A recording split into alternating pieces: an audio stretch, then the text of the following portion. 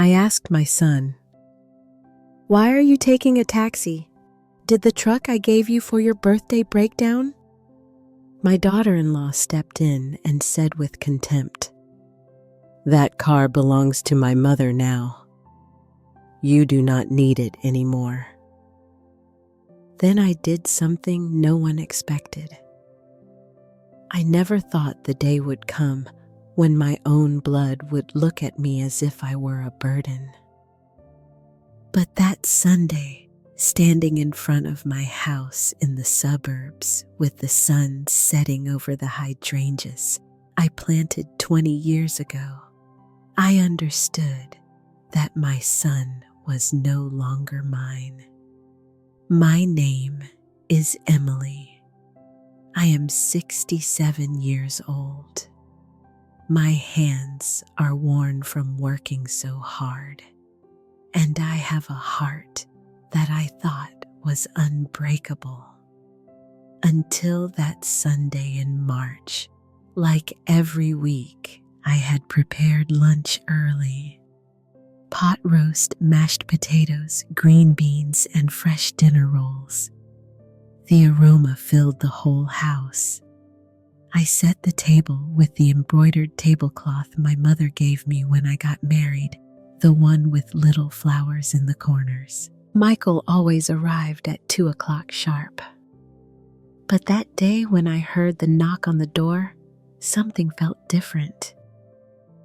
I opened it with my usual smile, wiping my hands on my apron.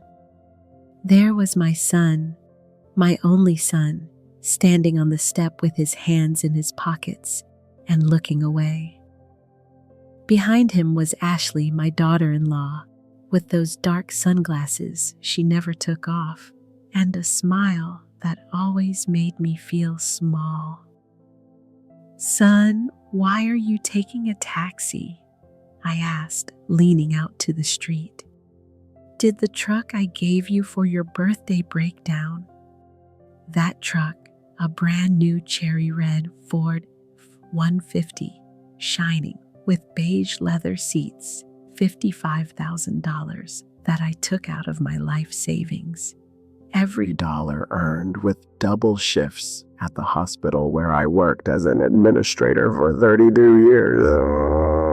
Every dollar saved thinking about my son's future. Michael opened his mouth, but before he could answer, Ashley stepped forward. She took off her glasses and looked at me with those eyes that seemed to pierce through me. "That truck is my mother's now. Emily, she actually needs it for her business. You do not drive that much anymore. Why does she want it?" The world stopped. It was not the words. It was the tone, cold, casual, like someone commenting on the weather. I looked at Michael, expecting him to say something, anything, to defend me, to tell her she was wrong. But he just looked at the floor like a scolded child, with his hands buried in the pockets of his jeans. "Michael," I whispered. My voice sounded weaker than I would have liked. He looked up for just a second.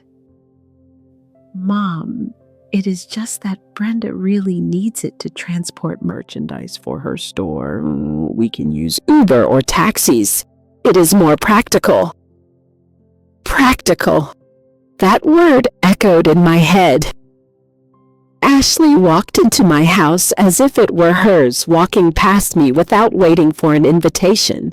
The scent of her expensive perfume invaded the space where I had been cooking all morning. "Oh, mother-in-law, do not make that face. It is not a big deal. It is just a car." She threw herself onto the living room armchair. "The one David, my late husband, bought when Michael was just a baby. Besides, you are old enough to stay quietly at home, right? Why do you need to be driving around out there?"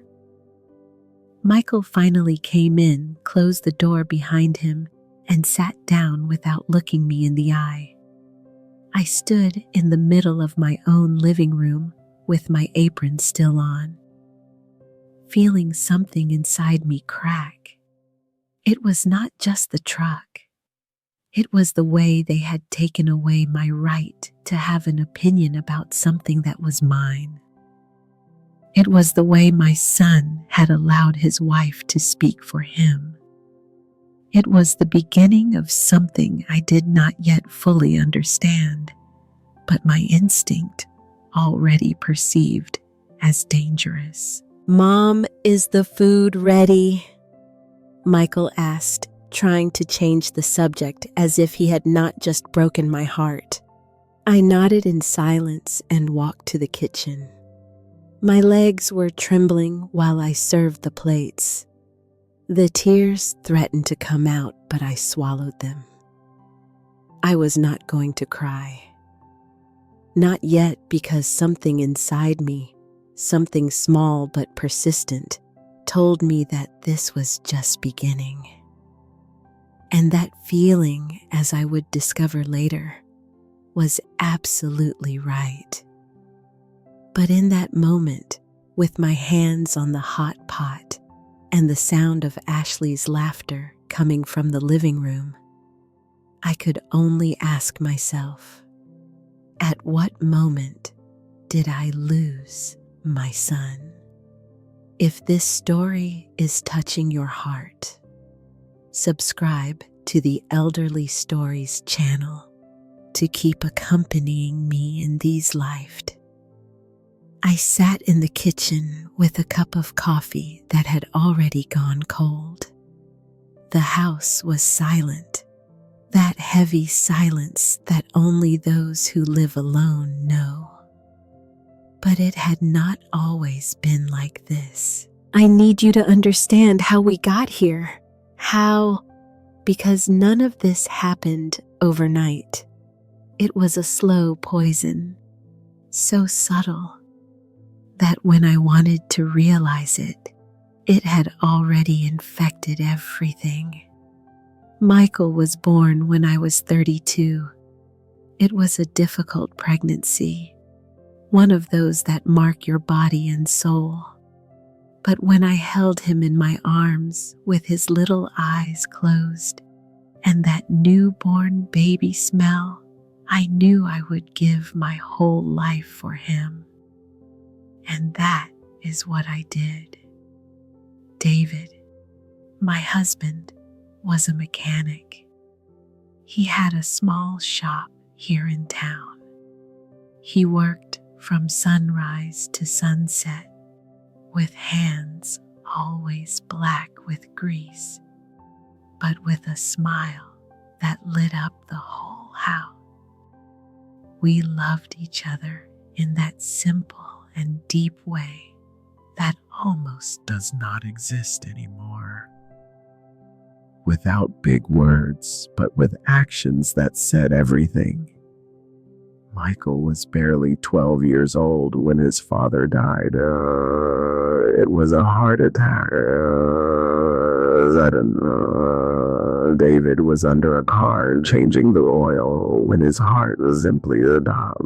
By the time they found him, it was too late. They notified me by phone from the hospital. I remember dropping the receiver and the noise echoing through the empty house. That night, I hugged Michael and promised him that he would lack nothing, that I would take care of everything that his father would have wanted him to study, to be someone in life, not to have to break his back like him. And I kept my promise. I sold the gold ring my grandmother had left me, an antique piece of jewelry with a small ruby in the center. It was the only thing of value I had left from her. With that money, I paid for Michael's first years of private high school. I worked double shifts at the hospital, sometimes up to 16 hours in a row. I came home with swollen feet, but I always found the strength to make him dinner, help him with homework, ask him how his day had been. Michael was a good boy, studious, quiet, respectful. He never gave me trouble. He entered the university to study systems engineering. I was so proud. I felt my chest was going to explode. And then he met Ashley. It was in the second semester. He arrived one day with that shy smile he had when he liked a girl. "Mom, I want to introduce you to someone," he said. Ashley came to my house on a Saturday afternoon. She was dressed elegantly, too elegantly for a simple family meal.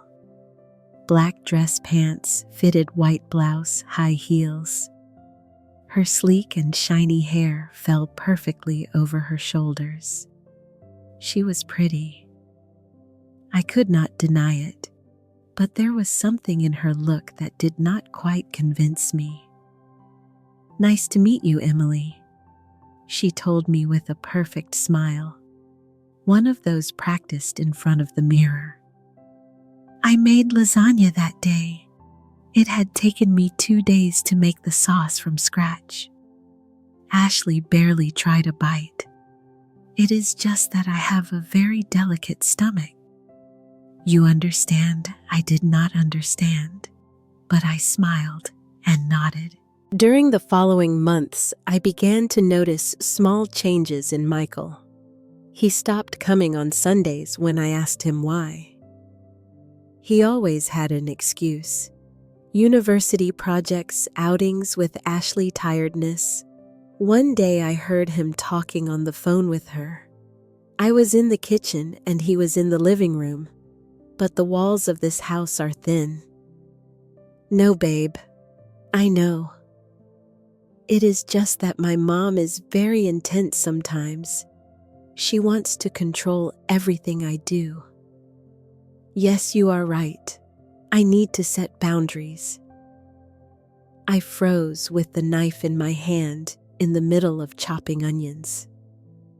Intense, controlling me, who had done nothing but love and care for him all my life. But I said nothing.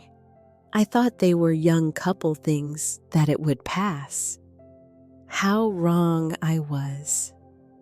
Ashley started inventing plans during the times Michael usually spent with me. If I suggested going to the movies on a Friday, she had already bought tickets for the theater if I invited him to breakfast. She had organized a surprise trip to the lake, and Michael always chose Ashley. I met her parents at the engagement dinner, Brenda and Robert. She a woman my age, but dressed as if she were 30 with dyed blonde hair and nails always perfect. He a quiet man who barely spoke, as if he were used to his wife making all the decisions. Brenda looked at my house with a smile that did not reach her eyes. "How cozy," she said, touching the back of the armchair with her fingertips. Cozy, that word people use when they do not want to say old or modest. During dinner, Ashley talked about her plans. She wanted a big wedding in an elegant garden with more than 200 guests. I had saved $5,000 to help with expenses. I gave them to Michael in a manila envelope with tears in my eyes. "It is all I have, son, but it is yours." Ashley took the envelope, opened. It counted the bills in front of everyone and sighed. "Well, it is a start. My mom is going to put in the rest, right?" "Mom?" Brenda nodded smugly. "Of course, whatever my princess needs." That night, when everyone left, I cried in my room, hugging David's photograph. If he had been alive, none of this would be happening. But the worst was yet to come, because after the wedding visits became scarcer. Family Sundays disappeared. And every time I called, Ashley answered Michael's phone. "Oh, Emily, Michael is very busy. Better call him later." Later never came. And so, without realizing it, I was losing my son. Not in a single day, but in 1,000 small decisions, in 1,000 whispered conversations, in 1,000 fake smiles from Ashley that hid her true plan, a plan I did not yet know. But that would soon be revealed in the most painful way possible. 2 weeks after the truck incident, Ashley began appearing at my house more frequently. But she did not come to visit me. She came to inspect. She arrived without warning, always mid-morning when she knew I would be alone. She rang the doorbell with that insistence that does not admit you pretending not to be home. And I, like a fool, always opened. "Oh, mother-in-law." I was passing by and said, "Let me say hi to Emily."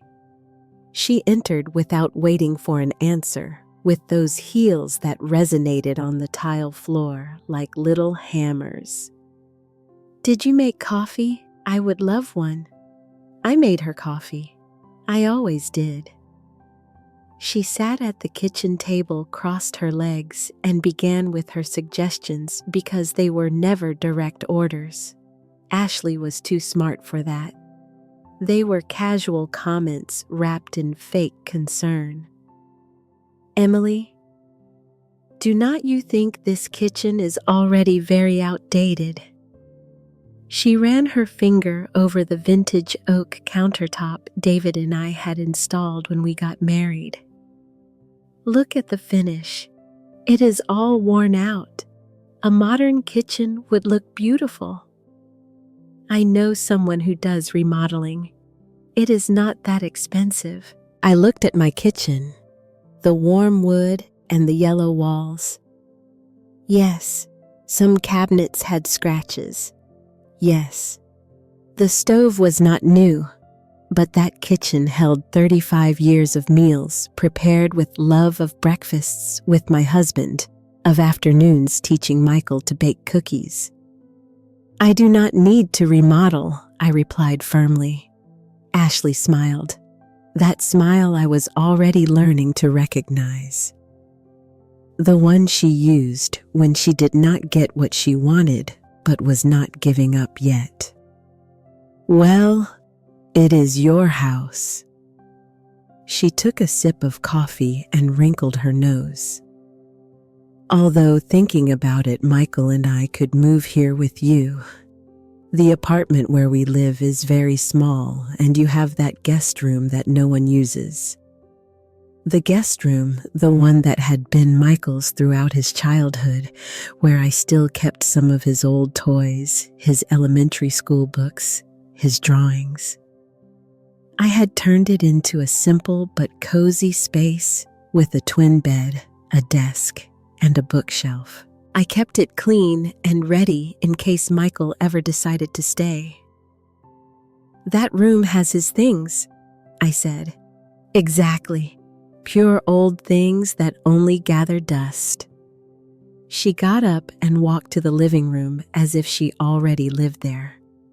"In fact, there are many old things in this house that are useless. It could be a garage sale, right? Get some extra cash." My heart began to beat faster. I followed her gaze. She was looking at the wall clock hanging next to the dining room, a hand-carved wooden clock. David had given it to me on our 10th anniversary. He had worked extra shifts for 2 months to buy it. That clock, for example, it is very ugly. "Emily, it does not even tell time well anymore. It tells perfect time," I replied with a tense voice. "And it is not for sale." Ashley raised her hands in a gesture of surrender. but her eyes shone with something that disturbed me. It was not anger. It was calculation. Oh, mother-in-law, do not get like that. Oh, it was just a suggestion. It is just that sometimes one gets attached to things that have already fulfilled their cycle. You know, it is like clinging to the past instead of looking at the future. I bit my tongue. I wanted to scream at her that that clock was not a thing, that every object in my house had a story, a piece of my life, of my marriage, of my son. But something stopped me, a survival instinct that told me not to show how much her words affected me. "Does Michael know you are here?" I asked, changing the subject. "Of course, he agrees with everything we talked about." She took her bag, an expensive leather model I could never afford. "In fact, last night we were talking about his future, Emily, and about yours too." That sentence froze me. My future? What did they have to plan about my future? But before I could ask, Ashley was already at the door. "See you soon, mother-in-law. And think about it.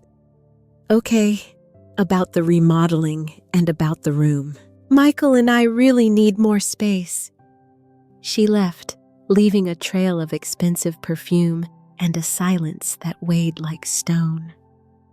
That afternoon, I could do nothing. I sat in the living room chair, looking at the wooden clock, and a dark sensation began to grow in my chest.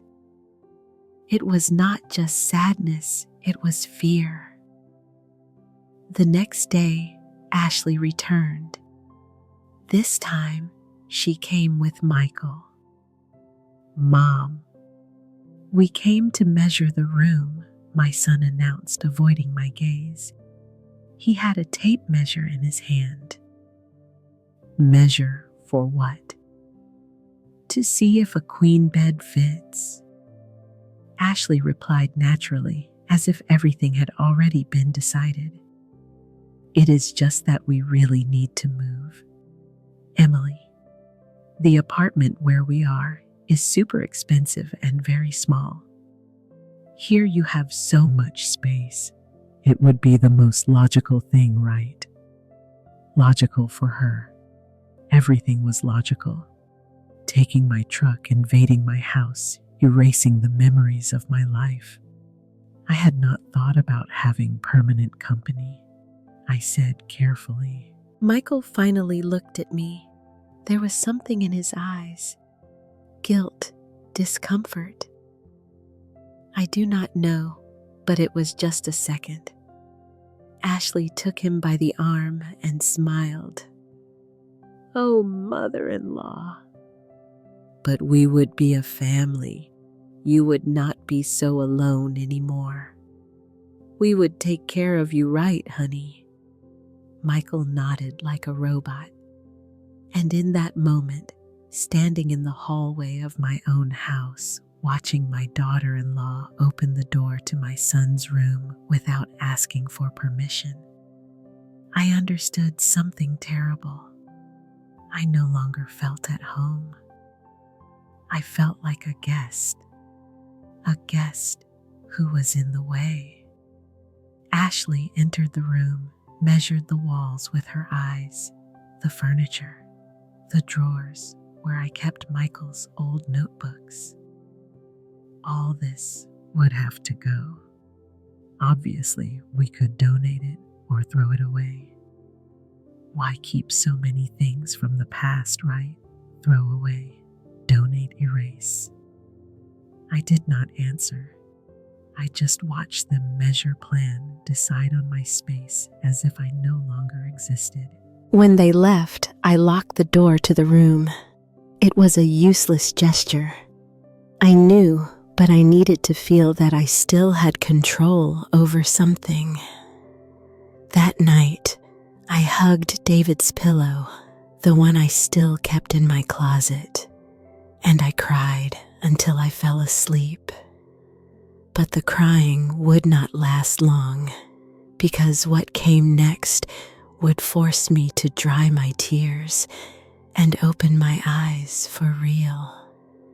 Something was about to break, and when that happened, nothing would ever be the same again. A month passed since the room measurements.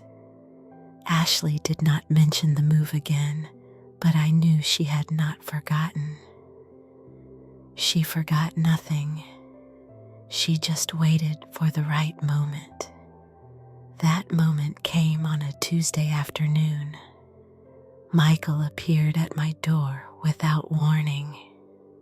He came alone, and that was already strange. He had deep circles under his eyes. His shirt was wrinkled, and he had that look of defeat that any mother recognizes immediately. "Mom, can I come in?" Of course he could.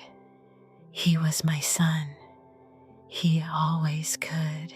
He sat at the kitchen table exactly where he used to sit as a child and told me about his school problems, but he was no longer a child.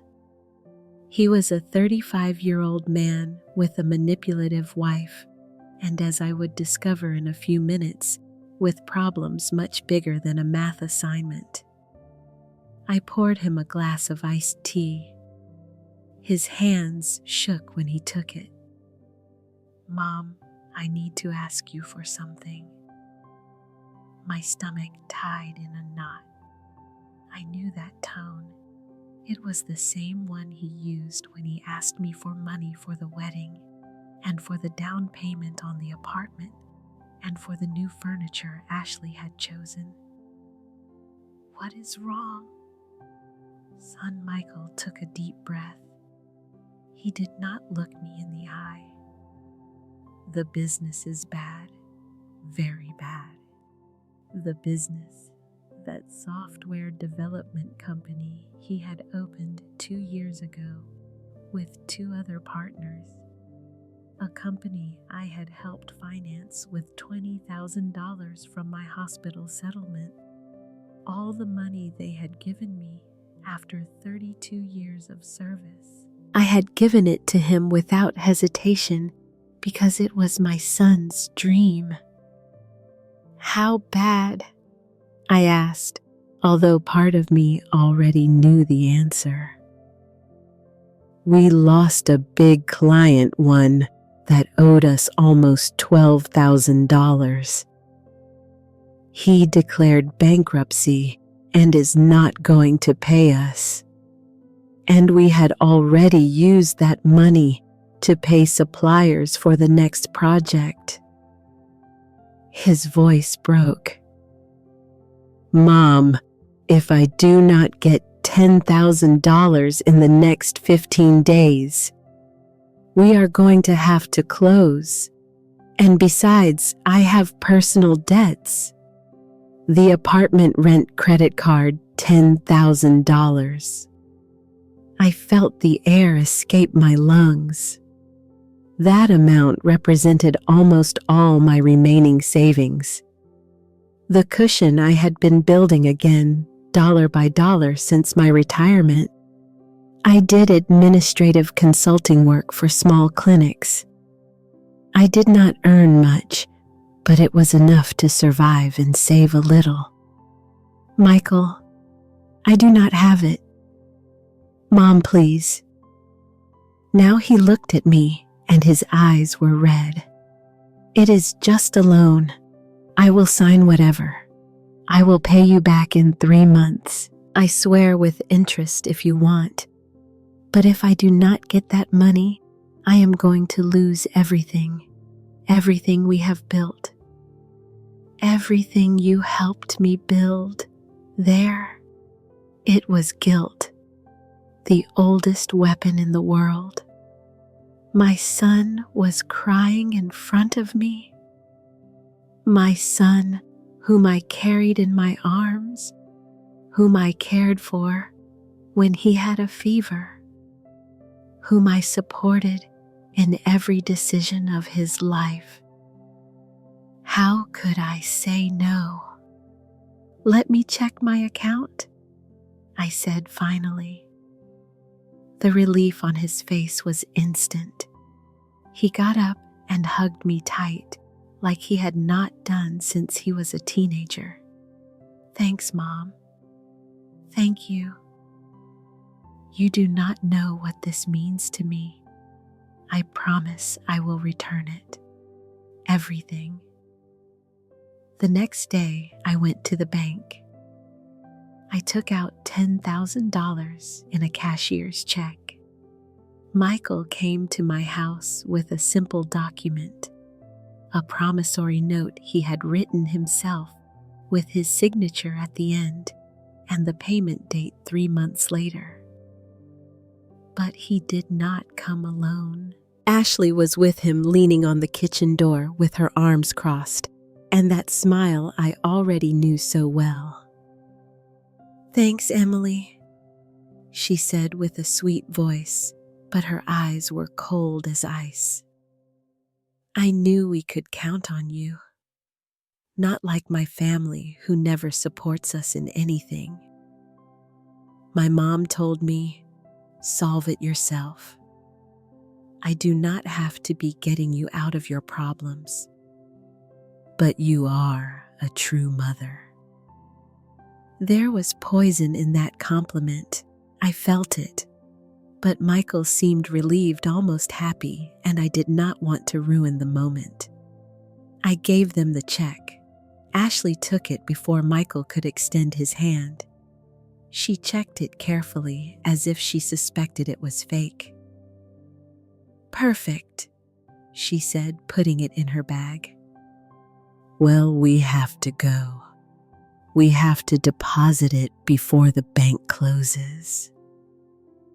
And they left without staying for coffee, without talking for a while, without even a genuine goodbye hug.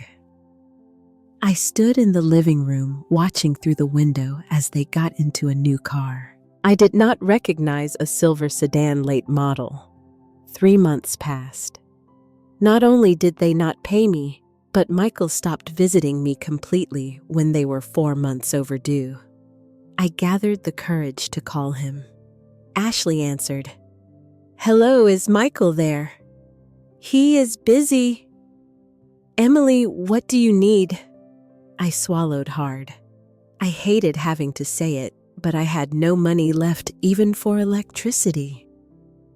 "It is just that the loan deadline has passed." "I need to know when." "Oh, Emily, seriously." Her tone changed completely from sweet to sharp in a second. "Seriously, you are going to charge your own son after everything he has done for you, after visiting you all these years, putting up with your complaints and your dramas?" I was speechless with shock. "Do you know what is wrong with you, Emily? That you are cheap, selfish. My mom would never charge me anything. Never. Because that is true mother's love. But you only think about your money." "Ashley, Michael will pay you when he can, when we have it, but do not pressure him. He has enough stress already without his own mother bothering him." And she hung up. I stood with the phone in my hand, trembling with rage and helplessness.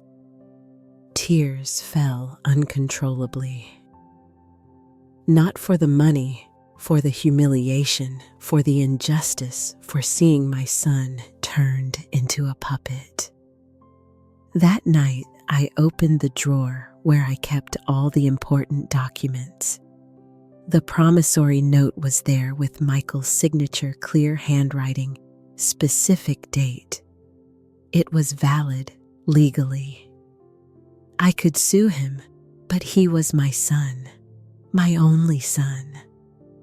How is a mother supposed to sue her own son?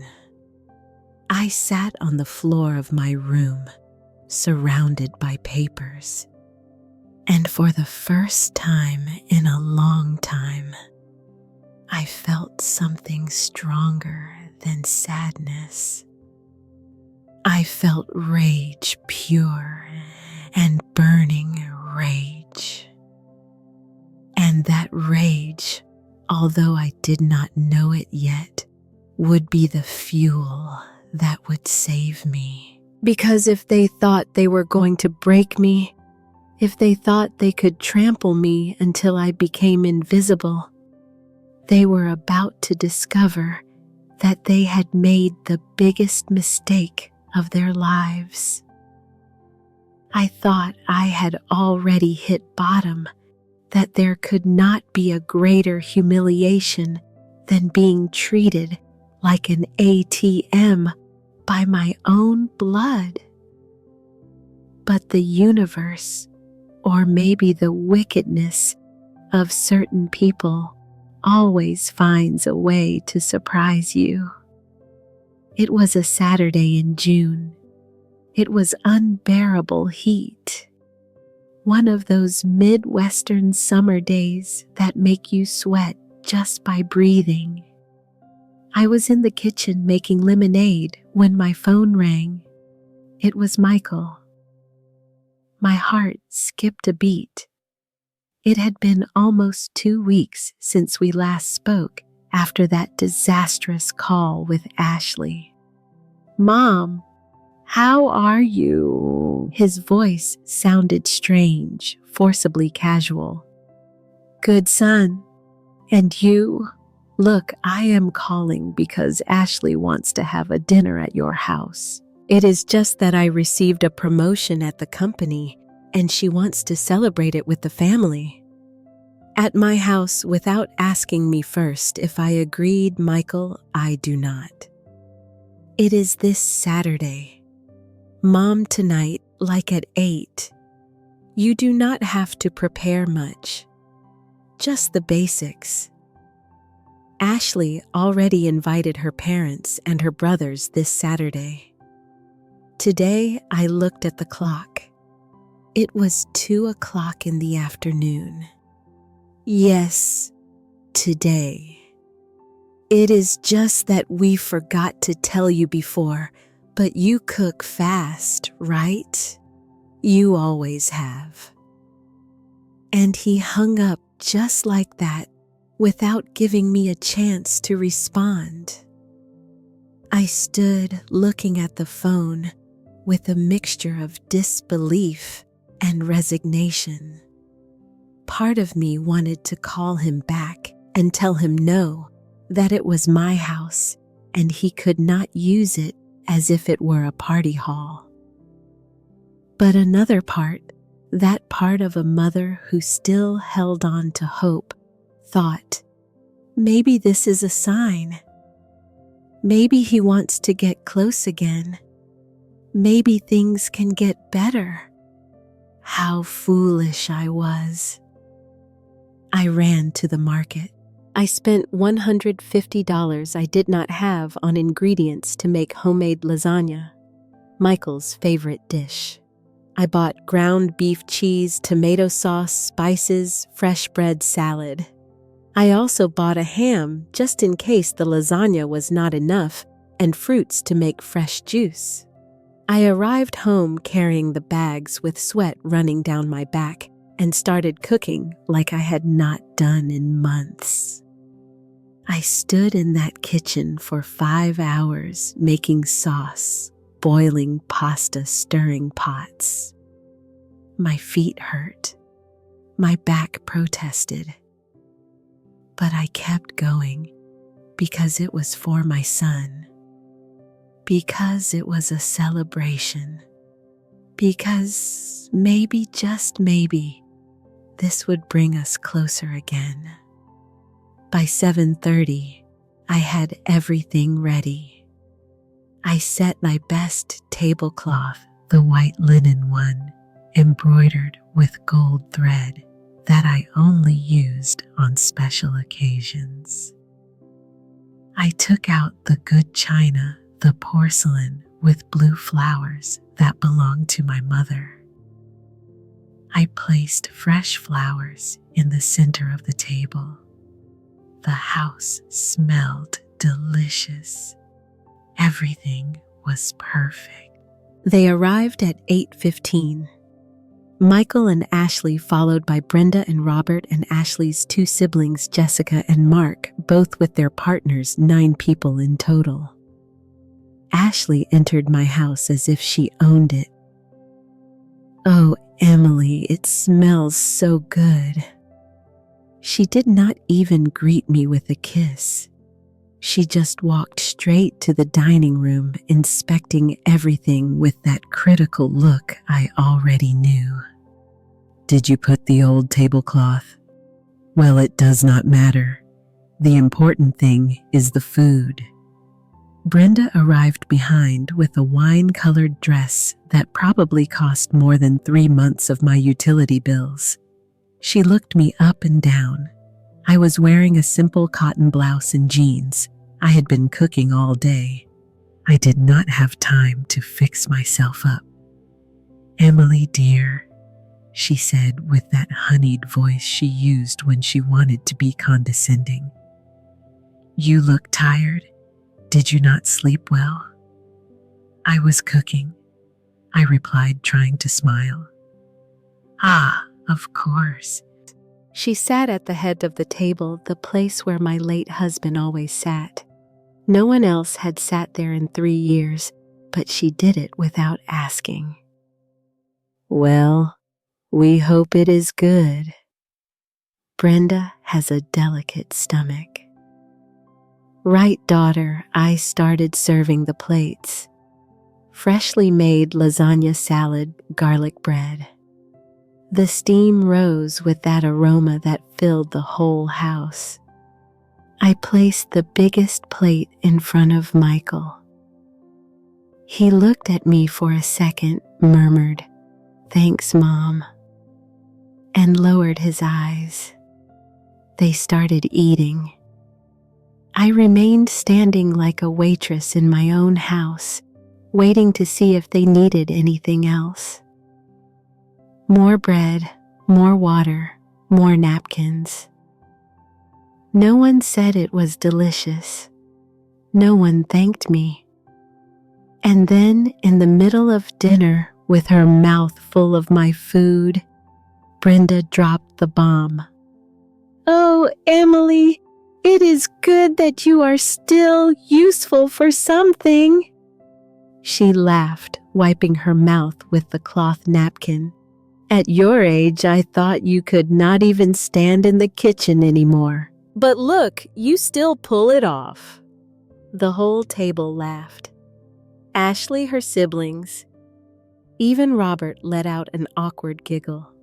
I froze with the picture of water in my hand. Am I still useful for something? Michael said, "Nothing." He did not even look up from his plate. Ashley, with that cruel smile she no longer bothered to disguise, added, "It is just that my mother-in-law does not have much to do." Right, Emily. We do work. We have responsibilities, projects, but you are already retired. This is like your hobby. Know my hobby, cooking for 5 hours, spending money I do not have, opening the doors of my house. Everything was just a hobby to entertain the poor old woman who has nothing better to do. I also worked all my life, I said with a trembling voice.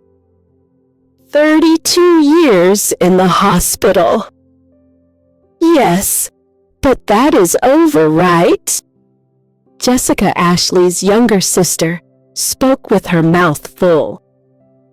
That is in the past now. Your thing is to rest and help us who are in the struggle. Help them! As if I had done nothing else in the last 3 years.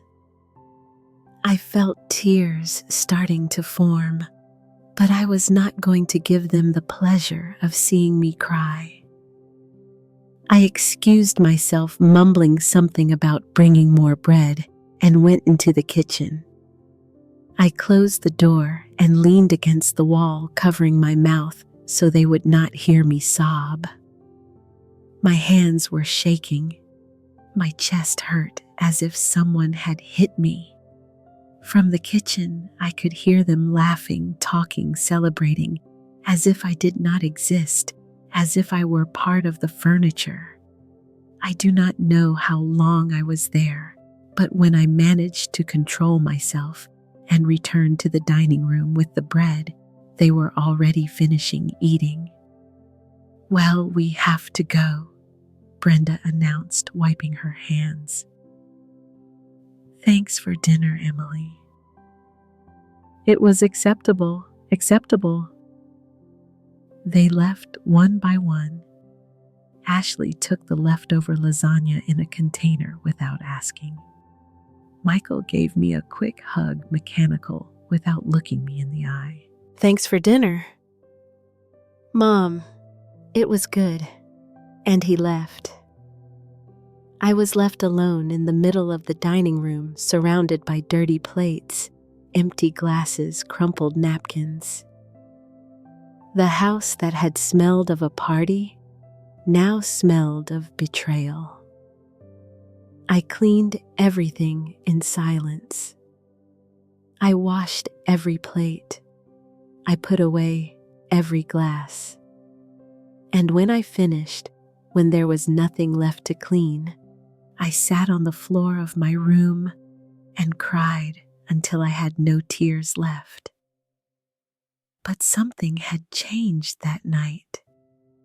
Among the tears, among the pain and humiliation, something inside me hardened like metal and fire.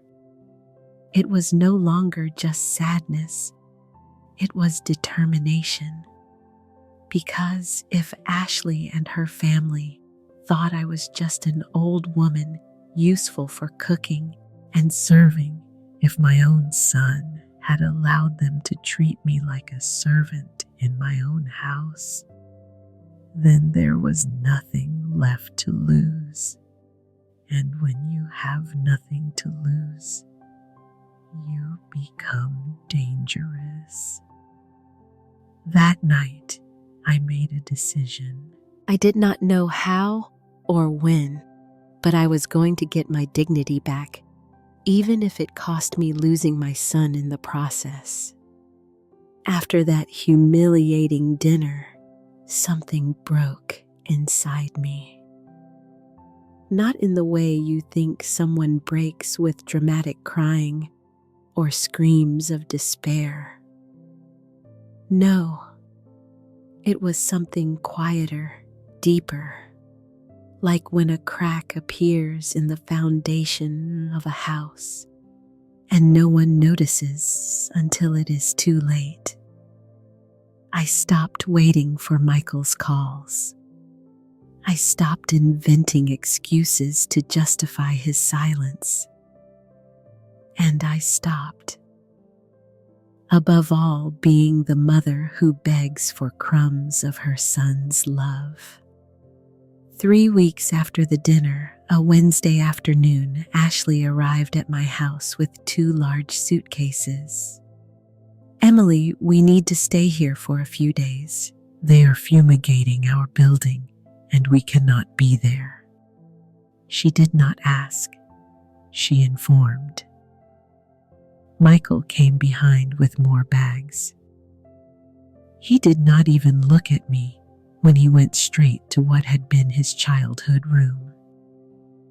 "It will only be 3 or 4 days. Ashley lied. "Do not worry, we will not be in the way." They settled in as if it were a hotel.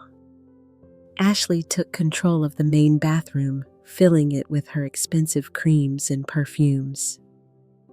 Michael took over the closet where I kept the boxes with David's things. He took them out and piled them in the hallway without saying a word. "Mom, we need space," was all he said when I complained.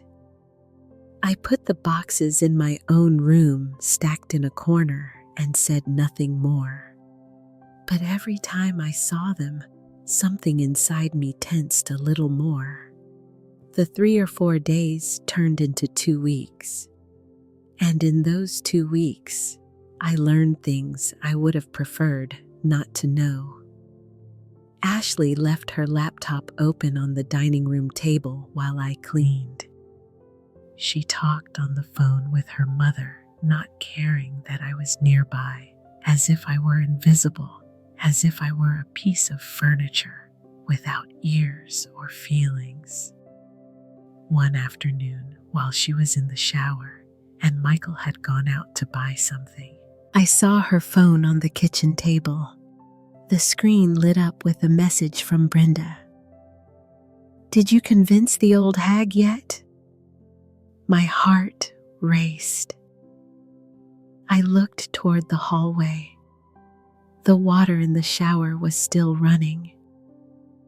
I took the phone with trembling hands. I should not do it. I knew. But something stronger than my education, than my principles, pushed me to slide my finger across the screen. Ashley was one of those people so confident in her power that she did not even use a password. I opened the conversation with her mother, and what I read froze my blood. "Not yet, Mom, but almost. The old hag is closer than I thought. You have to hurry, daughter. That house is worth at least $400,000. If you get her to put it in your name, we can sell it and split the money. I know Michael is already working on her. He is putting ideas in her head that she is very alone, that the house is too big, that it would be better for her to move to a smaller place." I already got her information on some nursing homes. Nursing homes.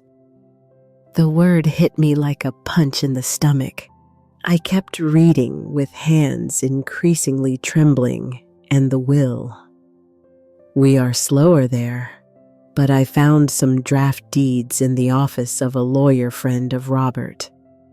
I just need her to sign some water or tax papers without reading." Well, you know how old people are. They trust. You are a genius, daughter. Michael was lucky to find you. Michael does what I tell him. Mom, he always has. It is easier than I thought. The shower water turned off. I panicked. I left the phone exactly as it was and left the kitchen with my heart racing. I went into my room and closed the door. My legs were shaking so much I had to sit on the bed. I breathed with difficulty as if I lacked air. Everything made sense now. The sudden visits, the remodeling suggestions, the interest in the guest room, the conversations about my future. It was not concern. It was a plan to steal my house, to lock me in a nursing home, to erase me from my own son's life. And Michael knew he was working on me. According to Ashley's words, the pain I felt in that moment has no name. It was not just betrayal. It was the death of something I believed eternal. The unconditional love of a mother for her son, and the certainty that that love is returned. But between the pain, between the silent tears running down my cheeks, something else woke up. Something primitive, survival instinct.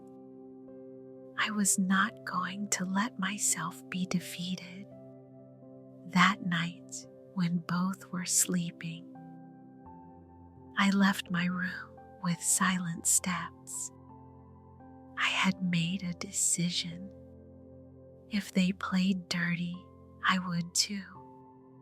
But I would be smarter. I entered the guest room where they were staying. The moonlight entered through the window barely enough to see. The wooden floor creaked under my bare feet. Stopped holding my breath, but neither of them moved. I searched in silence in Ashley's suitcase among her things, and then, hidden under the mattress, I found a thin manila plastic folder. I took it out carefully and returned to my room. I locked the door and turned on the night lamp. My hands shook as I opened the folder. There were documents, several. Some were draft deeds for the sale of my house. My name appeared as the seller. The buyer's name was still blank. There were handwritten notes in Ashley's handwriting in the margins. Convince her to sign without reading. Tell her it is the overdue water bill. We need 2 witnesses. Find corrupt notary. Michael has to pressure her more about loneliness. There were also printouts of WhatsApp conversations between Ashley and her mother. Conversations where they planned every step, where they laughed at me, where they called me the old nuisance. One conversation said, "When we have the house, we send her to the San Rafael nursing home. It is cheap and kind of neglected, but she has no right to complain. We have put up with enough already," another said. Michael is starting to doubt. Yesterday he told me that maybe we were being too hard on his mom. I had to remind him that his mom has enough saved money and that she is just being selfish by not sharing it with us. I convinced him. I read every word, every message, every note, and with every line. The pain transformed into something different, into fury. But not a blind and destructive fury. It was a cold fury, calculating the fury of a woman who has been pushed to the limit and finally decides to fight back. I took my phone and photographed every document, every page, every conversation.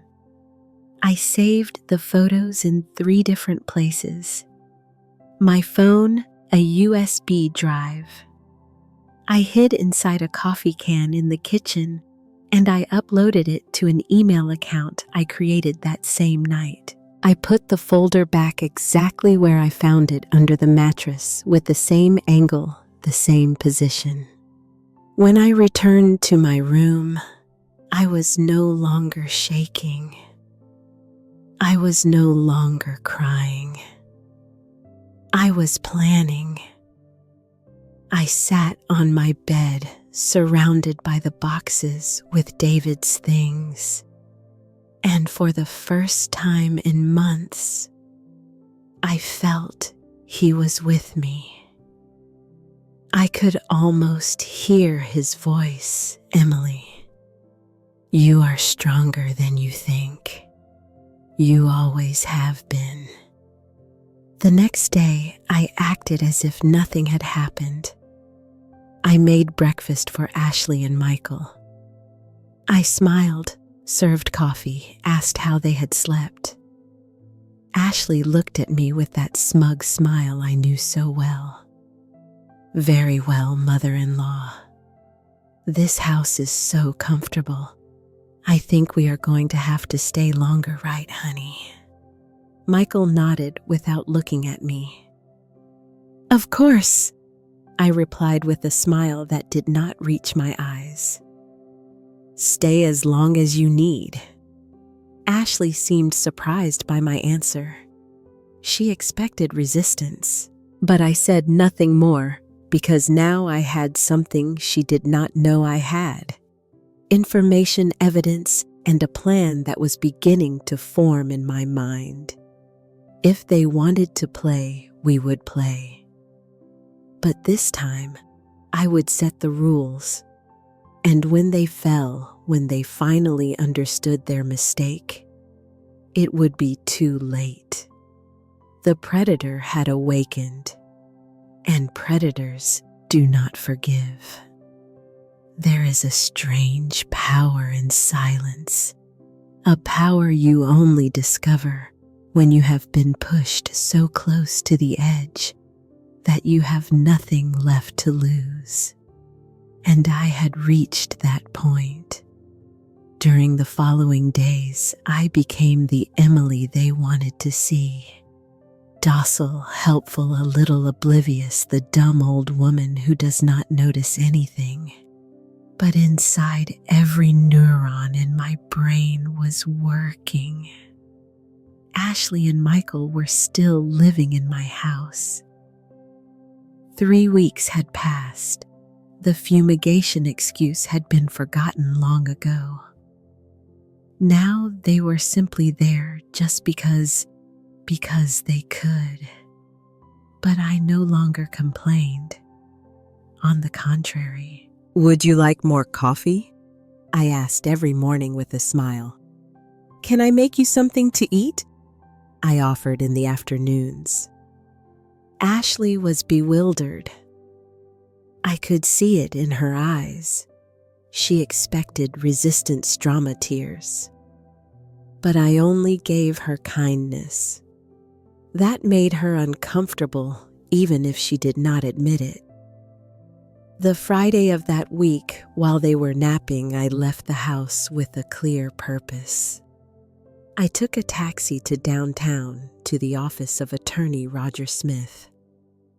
Roger had been a friend of David's since high school. They went to school together, played football on the same team, were witnesses at each other's weddings after David died. Roger visited me several times to offer help with any legal procedures. I always thanked him, but I never needed anything until now. His office was in an old building downtown, one of those with original mosaic floors and high ceilings.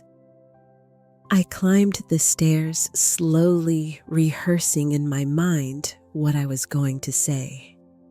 Emily. He received me with a sincere hug. What a pleasant surprise. Come in. Come in. Roger was almost 70, white hair, thick glasses, and a warm smile. He offered me coffee. I sat in front of his desk, full of files and photographs of his family. What brings you here? I took out my phone and showed him the photos of the documents, all of them one by one. I said nothing while he reviewed them. His expression changed progressively from curiosity to concern and finally to indignation. Emily, this is... He took off his glasses and rubbed his eyes.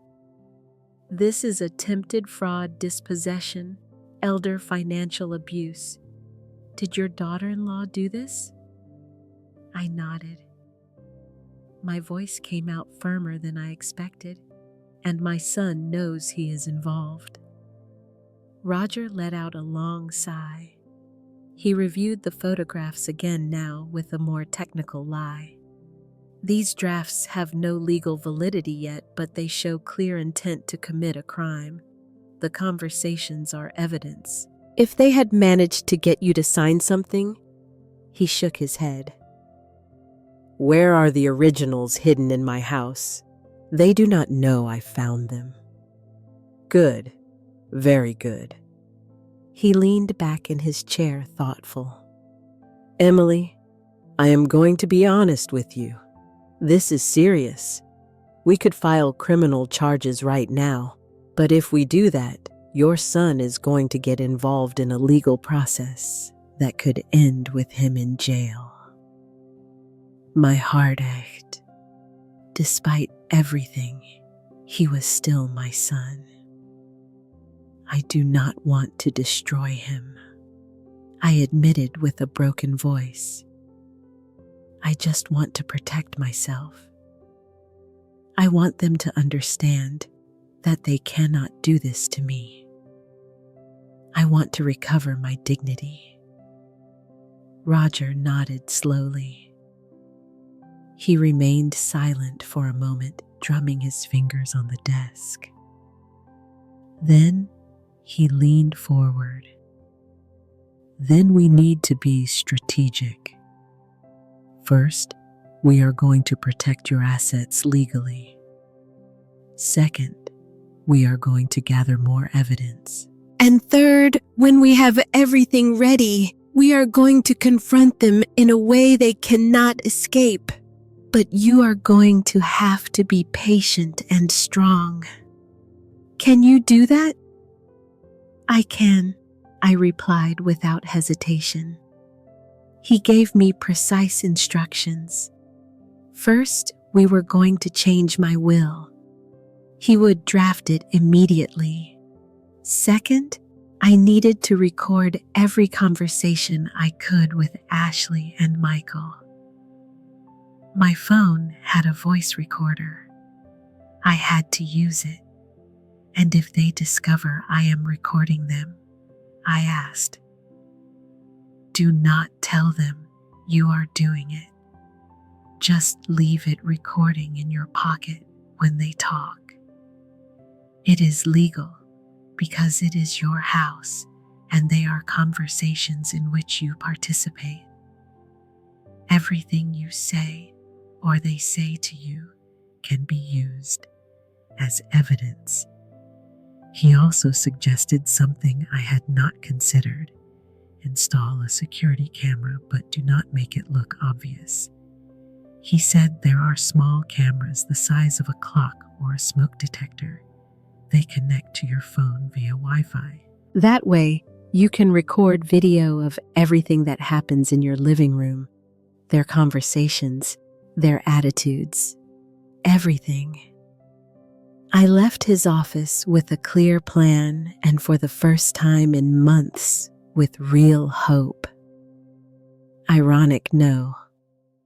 That same afternoon, I went to an electronics store at the mall. The lady who attended me was very kind. I told her I wanted a security camera because there had been robberies in the neighborhood. She showed me several options. I chose one that looked like a modern wall clock, black with silver numbers. It had a built-in camera recorded in high definition connected to my cell phone. And the best part, it had a motion sensor and could record for up to 30 days. It is perfect. I said it cost $250. I did not care. It was an investment in my future. When I got home, Ashley and Michael were not there. They had gone out to who knows where. I took the opportunity to install the clock on the living room wall right in front of the dining room and angled towards the main sofa. From there, almost the entire common area could be seen. I downloaded the application on my phone. It worked perfectly. I could see in real time what the camera was recording. I could review previous recordings. Everything was saved in a cloud. My neighbor Betty had seen me enter with packages. "What do you have there, Emily?" she asked curiously from her window. Betty was 73, lived alone like me, and was one of those people who noticed everything that happens on the block. She had noticed that Michael and Ashley were staying at my house. One afternoon, she had asked me if everything was okay. I had told her yes, but she did not believe me. "Can I tell you something in confidence?" I asked her. "Sure. Honey, come in." I sat in her kitchen and told her everything. Not all the details, but enough. The fake documents, the conversations, the plan to take my house. Betty listened to me with eyes increasingly wide, putting her hand to her chest. "Oh, Emily, that girl is the devil in person." "And does your son know?" "Yes," I said with a broken voice. "He knows." Betty shook her head, indignant. Then she took my hands. "What are you going to do? I am gathering evidence. When I have enough, I am going to confront them. But I need witnesses, people who can confirm what happened. Could you help me?" "Of course. Count on me for whatever." She also taught me something very useful: how to use the voice recorder on my phone discreetly. It was simpler than I thought. I just had to open the application, hit record, and put the phone in my apron pocket. The microphone was sensitive enough to pick up clear conversations. We practiced. Betty said things, and I checked if they had recorded well. It worked perfectly. "You are smarter than that girl thinks," Betty told me with a mischievous smile. "Give her what she deserves." I returned home feeling different. I was no longer the defenseless victim. I was a woman with a plan. During the next week, I captured everything. Every conversation where Ashley spoke badly to me. Every moment Michael ignored me or avoided looking me in the eye. Every derogatory comment about my age, my house, my life. One night, while I was washing dishes, I recorded them talking in the living room. They did not know the clock camera was running. "How long do you think it will take her to sign?" Ashley asked. "I do not know. It is being harder than I thought. My mom is stubborn. Michael, you have to pressure her more. Make her feel alone. Make her feel useless. That way she will want to sign whatever just a wee day with her. I feel bad doing this to her. Oh, stop. Do not start with your guilt. Your mom lived her life. Now it is our turn. Besides, she is not going to stay on the street. We are going to put her in the nursing home.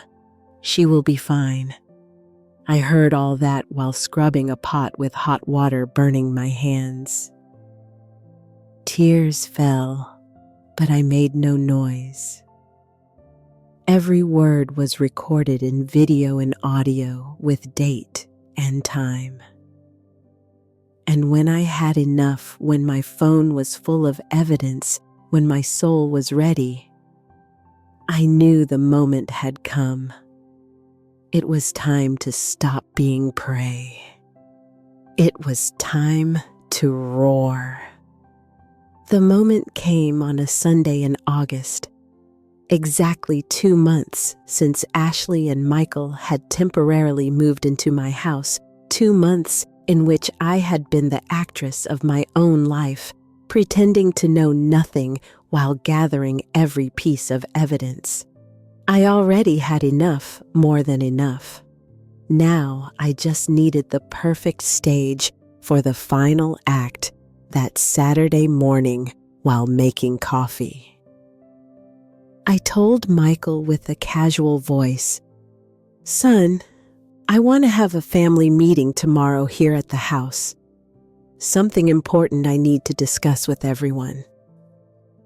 Michael looked up from his cell phone, surprised. "A meeting? What for?" "There are things I need to resolve about the house, about my future." I let the sentence float in the air, ambiguous and full of possibilities. I saw his eyes light up. He quickly looked at Ashley, who was in the living room pretending to watch TV but clearly listening to every word. "Sure, Mom, what time?" "At 5 o'clock in the afternoon. Invite Ashley's parents too. This concerns everyone." Ashley got up from the armchair, trying to hide her excitement. "Oh, mother-in-law, what mystery is that? Are you going to share good news?" I smiled. A smile I practiced in front of the mirror dozens of times. "You will see tomorrow that afternoon." While they went out to eat, I made my own calls. First to Attorney Roger. "It is tomorrow. Can you come?" "Of course. I will bring the necessary documents." Then to my sister Rose. She lived just 20 minutes from here. I told her everything, absolutely everything. Rose cried on the phone, between rage and sadness. "Emily, why did you not tell me before? Because I needed to handle this alone. But now I need you. Can you come tomorrow? I will be there. And she is going to pay for what she did to you." I also called my friend, Uncle Jack, Michael's godfather, a 75-year-old man, but with a presence that commanded respect. He had been a police officer for 30 years before retiring. "Jack, I need you to be a witness to something very important. Count on me, Emily. What do you need?" He promised to be there. And finally, I called Betty. "Ready to watch the show?" I asked her. "Ready, I will bring popcorn," she replied with her characteristic dark humor. Sunday arrived with suffocating heat. From early on, the sky was clear with that intense blue that hurts to look at. I woke up at 6 o'clock in the morning. I had slept almost nothing, not from nerves, but from adrenaline. I bathed calmly. I put on a simple brown dress, one of those I use for important occasions. I pulled my hair into a low bun. I put on just a little makeup. I wanted to look good, but not draw attention. While looking in the mirror, I thought of David. How proud he would be of me in this moment. "Here I go, my love," I whispered, touching the photograph I kept on my nightstand. At 3 o'clock in the afternoon, Roger arrived first. He came with his worn leather briefcase and a serious expression. Already, everything. We reviewed the plan one more time. Every detail, every possible reaction, every prepared answer. At 4:30, Rose arrived.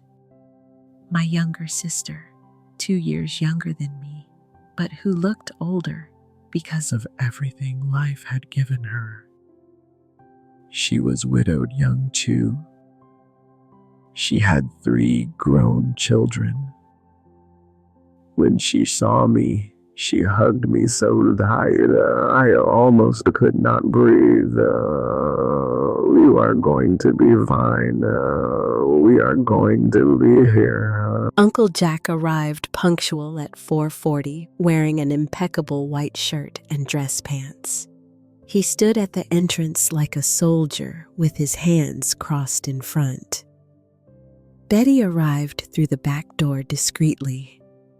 As we had planned, she would sit in the kitchen where she could see and hear everything but not be seen. At 5 o'clock sharp, Michael and Ashley came down from their room. They had dressed up, Michael with the shirt and dress pants, Ashley with the fitted black dress and heels, her hair perfectly combed, impeccable makeup. She came ready to celebrate her victory. 10 minutes later, Brenda and Robert arrived. She in a pale pink suit, jewelry on her neck and wrists. He with his eternal expression of discomfort. Ashley received them at the door as if she were the owner of the house. She hugged them awesively. "Mom, Daddy, come in. I think today is the day." Brenda looked at me with a triumphant smile. In her eyes was pure satisfaction. "Emily, dear, what a pleasure." Everyone sat in the living room, Ashley and Michael on the main sofa, Brenda and Robert on the love seat. I remained standing next to the dining room table where I had placed my laptop. No one had noticed Roger. Rose and Jack sitting in the dining chairs, discreet but present. Ashley was the first to notice them. "Oh, mother-in-law. And all these people." "They are witnesses," I replied calmly, "of what is going to happen today." Ashley's smile faltered for just a second. "Witnesses of what?" I approached the laptop and opened it. The screen lit up.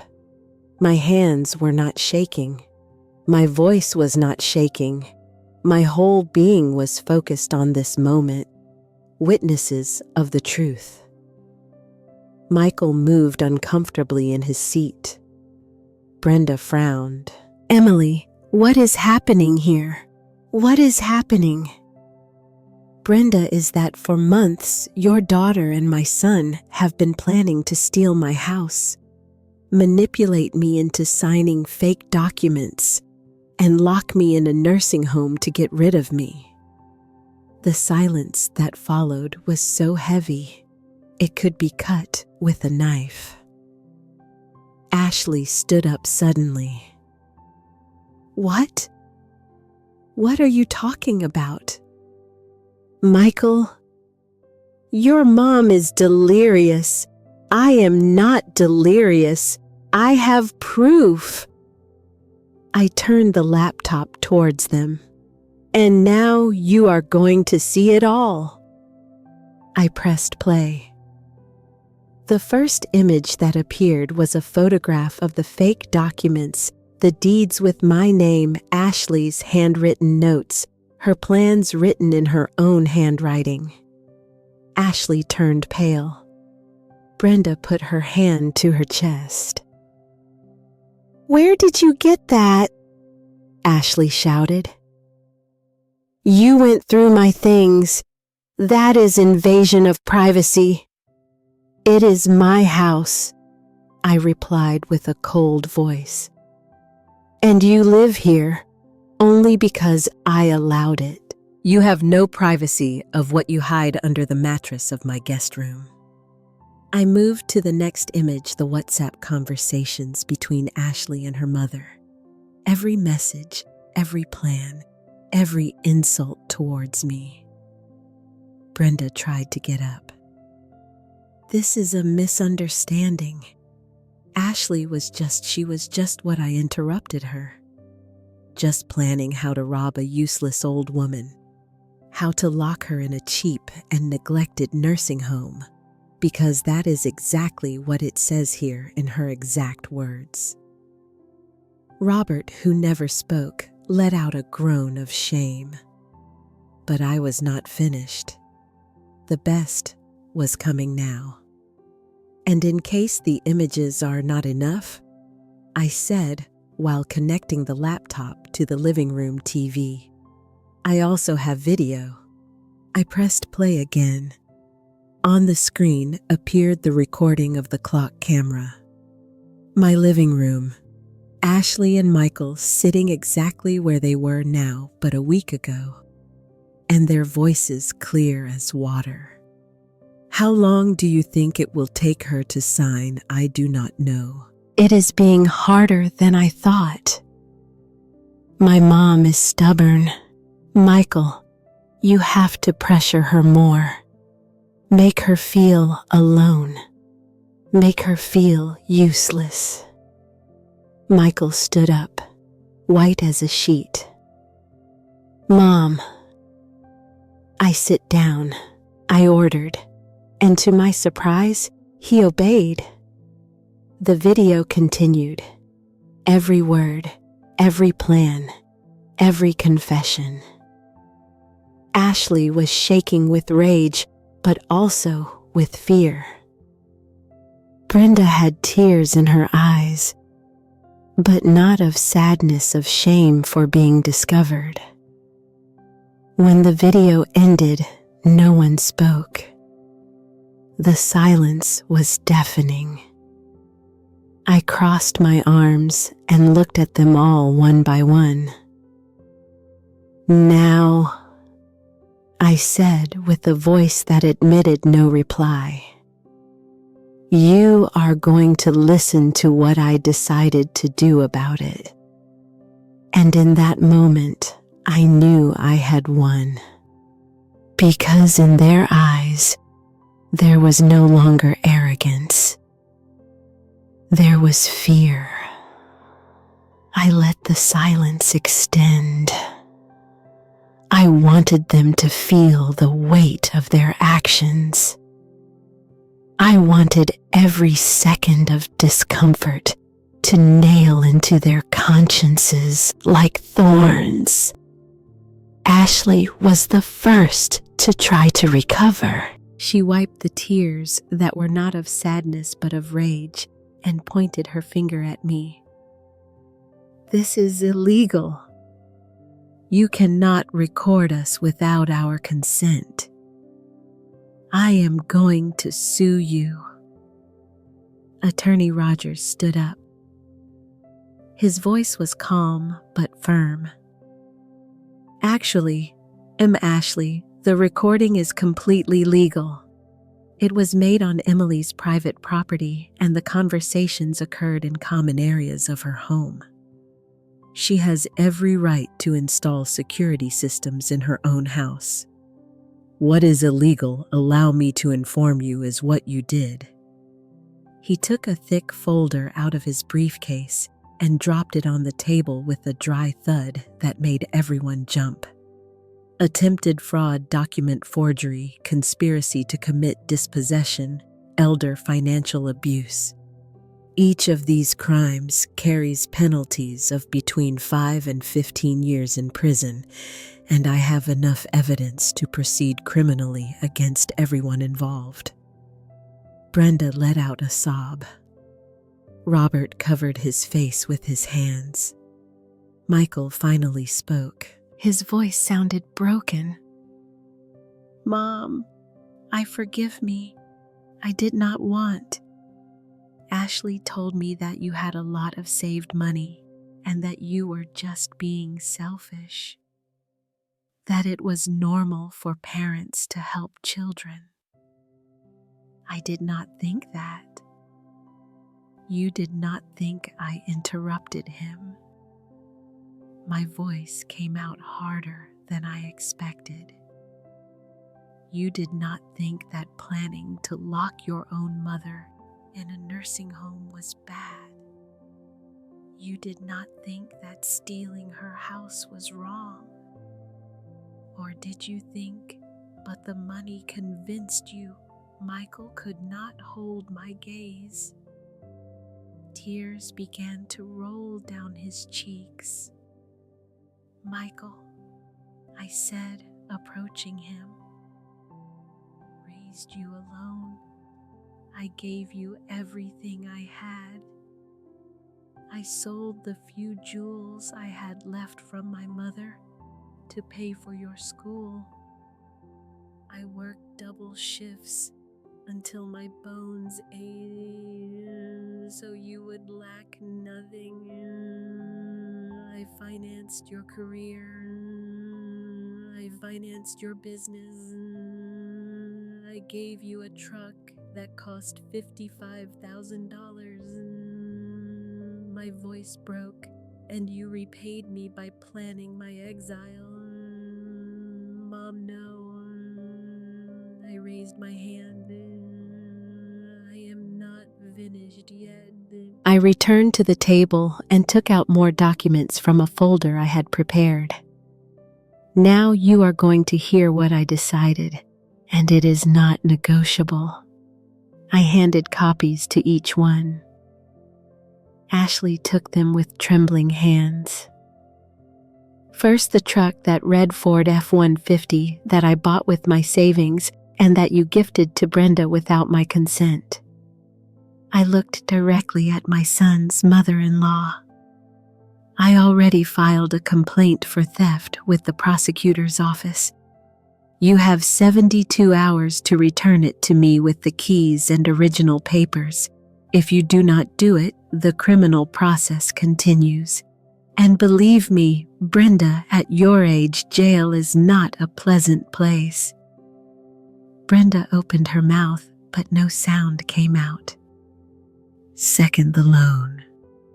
Michael, you owe me $10,000 plus 4 months of interest. The promissory note you signed is legally valid. I already initiated a civil lawsuit. You have 30 days to pay the total plus accumulated interest, which totals $12,000. If you do not pay, your assets will be seized, starting with your apartment and your car. Michael closed his eyes. Tears kept falling.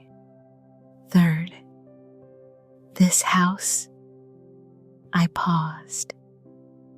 Many of you, especially you, Ashley, believed you could take it from me. Well, I have news for you. Yesterday, I modified my will before a notary public. I took out the official document with stamps and signatures. I held it up for everyone to see. This house will no longer be inherited by Michael.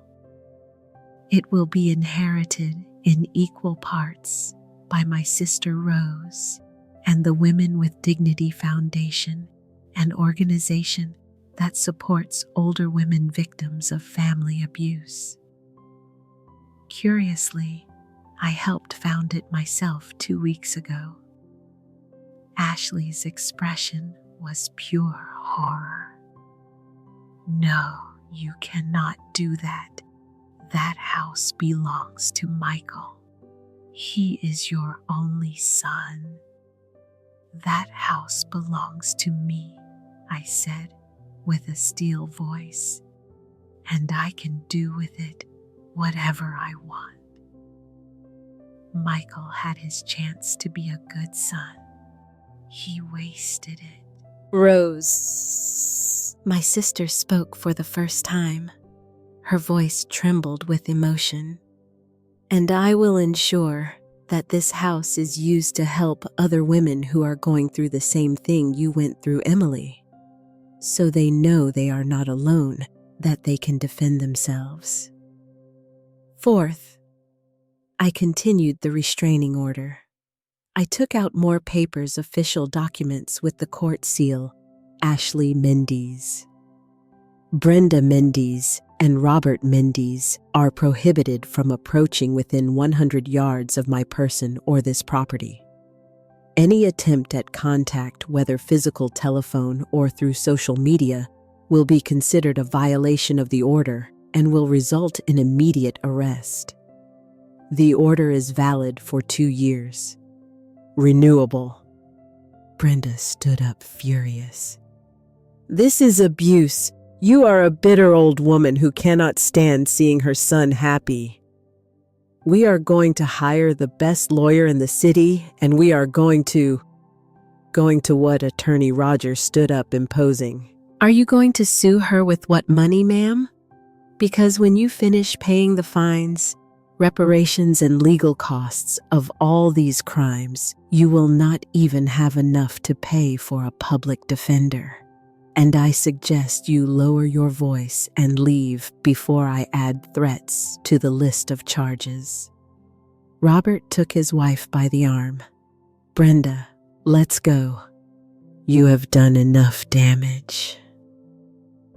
It was the first time I heard him speak firmly. Brenda looked at him with surprise, but obeyed. She got up with all the dignity she could muster, but her legs were shaking. Before leaving, she turned to me. This is not going to stay like this. Yes, it is going to stay like this, I replied. Because I have the law on my side and you only have lies. They left, slamming the door. The sound echoed through the whole house. We remained, Michael, Ashley, me, and my witnesses. Ashley was shaking. All her mask of security had crumbled. She was no longer the arrogant woman who treated me like a servant. She was a scared girl who had just realized she had underestimated the wrong person. Michael, she said with a desperate voice, say something, do something. She is your mother. You can convince her. But Michael did not look at her. He looked at me, and in his eyes was something I had not seen for years. Clarity. Ashley, he said with a dull voice. I think you should go. What? That you leave? Get out of this house now. Are you kicking me out, Michael, after everything we have been through together, after everything you made me do? He corrected. His voice became firmer. My mom is right. I was a coward. I let you manipulate me. I let you poison my mind against the only person who has always loved me unconditionally. And because of that, he broke. Because of that, I lost my mother. He looked at me with pleading eyes. Mom, I know I have no right to ask you for anything. I know what I did is unforgivable, but please give me the chance to show you that I can change, that I can be the son you deserve to have. I felt something stir in my chest, that maternal instinct that never dies, no matter how much they hurt you. But it was not time to give in. Not yet. Michael, I said firmly, but without cruelty. I gave you life. I gave you love. I gave you opportunities. And you chose to betray me. Not once, but for months. You planned my destruction. I know. Then understand this. I do not recognize you as my son. Not until you prove with real and sustained actions over time that you have changed. I do not want pretty words. I do not want empty apologies. I want to see that you are capable of being a man of honor like your father was. Michael sobbed. He covered his face with his hands. Ashley, seeing that she had lost everything, took her bag. "You are a witch," she spat with venom, "a bitter old woman who destroyed her own son's happiness." I hope you live alone and miserable for the rest of your life. I already lived miserable, I replied calmly. The last months you were in my house. Now I am going to live in peace. Ashley left, slamming the door. Michael remained there, sitting broken. You have 1 week to get your things out of this house, I told him. After that, I will change the locks. And Michael looked at me with red eyes. I am going to give you a chance. Just one in 6 months. If you have paid what you owe me, if you have divorced that woman, and if you have shown that you are trying to be a better person, we can talk, but it will be on my terms. Understood? Understood. Do not thank me yet. Now go. I need to be alone. He got up with difficulty and walked to the door before leaving. He turned one last time. I love you, Mom. I have always loved you. I just forgot it for a moment. I did not answer. I just closed the door behind him. When the sound of his footsteps faded, my legs finally gave way. Rose held me before I fell. Uncle Jack helped me sit down. Betty appeared from the kitchen with a glass of water. And there, surrounded by the people who really loved me, I cried. But they were not tears of defeat. They were tears of liberation. The following days were strange. The house was silent, but it was a different silence. It was not the heavy silence of forced loneliness. It was the silence of peace. Michael complied. In 4 days, he came with a moving truck and took out all his things, all those remaining from his childhood, all those Ashley had left. I was not there when he came. I had given the key to Rose to supervise. I did not have the strength to see him yet. Rose told me that he had cried upon seeing the wooden clock hanging on the living room wall, the one Ashley had called ugly. That clock David gave me with so much love.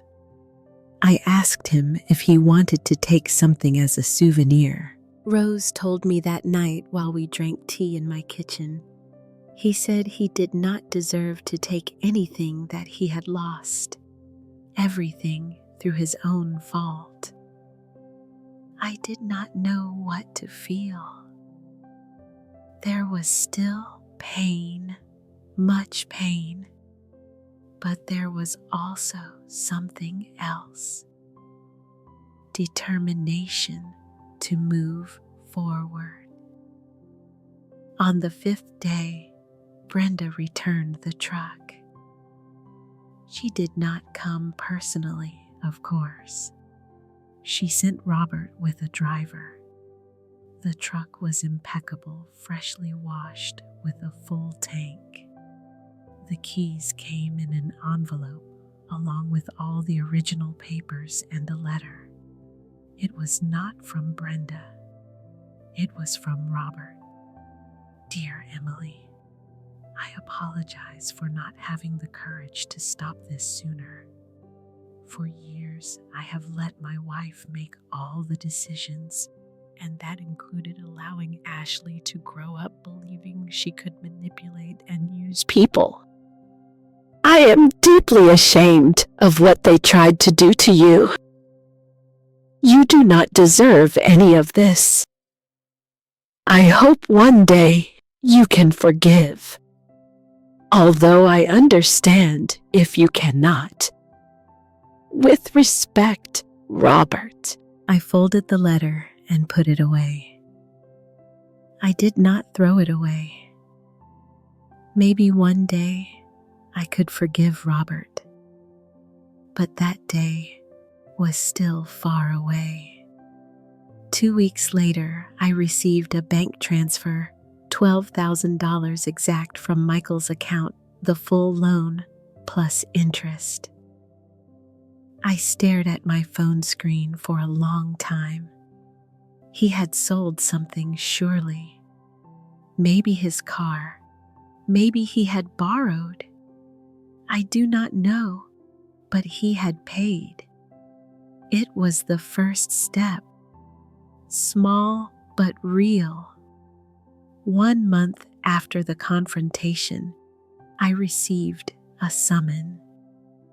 Ashley had tried to sue me for moral damages and defamation. My heart raced when I saw the document, but attorney Roger just laughed when I showed him, "Leave it to me. With all the evidence we have, this case is not going to last even 2 hearings. It is a desperate tactic." He was right. The lawsuit was dismissed at the first hearing. The judge warned Ashley that if she filed frivolous lawsuits again, she would be the one sanctioned. But the news that really impacted me came 3 months later. Rose arrived one afternoon with a strange expression on her face. "Emily, I need to tell you something about Michael." My heart stopped. "Is he okay?" "He is fine, but he got divorced. Ashley signed the papers last week and there is more." Rose took out her phone and showed me a photograph. He sold the apartment where they lived. He moved to a smaller place cheaper and resigned from his company. Resigned. Yes. He told me he could not continue working with his partners, knowing he had used your money fraudulently. He said he needed to start from scratch. Now he works as a freelance developer from home. He earns less, but says he sleeps better. I felt something in my chest. It was not forgiveness yet, but maybe it was the beginning of something similar. Has he asked about me every week, but he does not dare to look for you? He says he will respect the time you need. The 6 months I had given him were fulfilled on a Tuesday in February. It was cold that morning, one of those rare cold days that force you to take the sweater from the bottom of the closet. I was watering the hydrangeas in the garden when I heard a knock on the door. My heart knew before my mind processed it. I opened the door. There was Michael, but not the Michael who had lived in my house months ago. This one was different, thinner, with deep circles under his eyes, but with something in his eyes I had not seen for years. Humility. He brought flowers, a simple bouquet of white daisies, my favorites. "Hi, Mom." I did not answer immediately. I just looked at him. "I know you said 6 months," he continued with a trembling voice. "They were fulfilled yesterday. I did not come before because I wanted to respect your time, but I need you to know something." He took an envelope out of his jacket. He extended it to me with hands that trembled slightly. "What is this? Open it." I did. Inside was a handwritten letter, several pages. I recognized his handwriting immediately. Mom, during these 6 months, I have tried to understand how I came to become the person I was. How I allowed love to turn into betrayal. I have been going to therapy twice a week, and I have learned things about myself that I did not want to see. I kept reading page after page. Michael described his process, how he had realized that Ashley manipulated him from the beginning, but also how he had allowed that manipulation because it was easier than facing his own insecurities. How he had used my unconditional love as a mattress that cushioned all his falls. No matter how much he hurt me in the process, the letter ended with a promise. I do not ask you to forgive me today, nor tomorrow, nor next month. I only ask you to allow me to show you with real and sustained actions that I can be the son I always should have been, the son Dad would have wanted me to be. I love you, Mom, and I will spend the rest of my life trying to deserve you. I finished reading with tears running down my cheeks. I folded the letter carefully and put it back in the envelope. Michael looked at me with eyes full of hope and terror. Mom, I hugged him. I had not planned it. I had not thought about it, but my body reacted before my mind. My arms surrounded him and squeezed him tight, like when he was a child and had nightmares. Michael collapsed. He sobbed against my shoulder like he had not done since he was a teenager. I am so sorry, Mom. So much. I failed you. I failed Dad. I failed myself. I know I whispered, and you broke my heart. I know. But you are my son, and a part of me is always going to love you no matter what. We stayed like that, hugging in the doorway for a long time. The neighbors probably saw us. I did not care. When we finally separated, I wiped his tears with my thumb, like I did when he was little. This does not mean everything is okay, I said firmly. There is still much to heal, much trust to rebuild. I know, but you can start by coming for coffee on Sunday, if you want. His eyes lit up. Really, really. But Michael, I looked him in the eye. If you betray my trust again, if you allow someone to manipulate you again to hurt me, there will be no third chance. Do you understand? I understand. And I promise it will never happen again.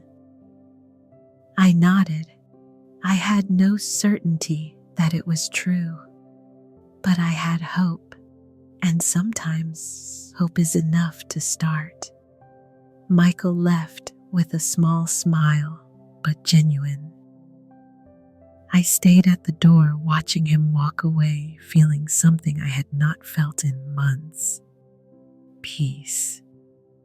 The Sundays started again timidly at first. Michael arrived punctual with pastries from the neighborhood bakery. We sat in the kitchen to drink coffee and talk about small things, at first the weather, the news, his work. Little by little, the conversations became deeper. He told me about his therapy, about what he was learning about how it felt to live alone, without depending on anyone, without manipulating or being manipulated. I told him about the Women with Dignity Foundation, how Rose and I had started receiving other women in similar situations. We gave them free legal advice, emotional support, a safe space where they could tell their stories without being judged. I am proud of you, Mom, he told me one Sunday. You turned something horrible into something beautiful. I learned that pain can be fuel. I replied, you can let it destroy you, or you can use it to build something better.